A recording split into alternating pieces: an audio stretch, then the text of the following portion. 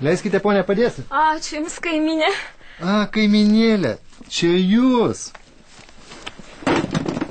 Tai per tokį kalną net nepamačiau jūsų. Tai kur keliauja? Prie stalo.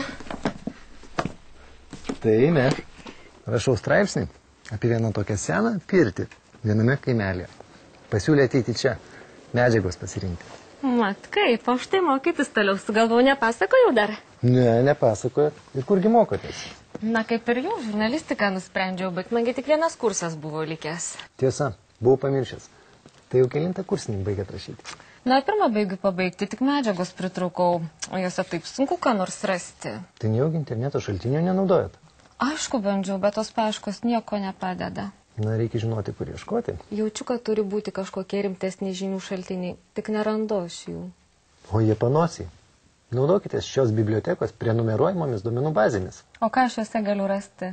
Įvairių mokslinių straipsnių, darbų, leidinių, studijų. Jie labai patogiai surūšiuoti, tad lengvai rasite, ko reikia. Iš kurgi toks mokytas? Ogi čia bibliotekoje parodė.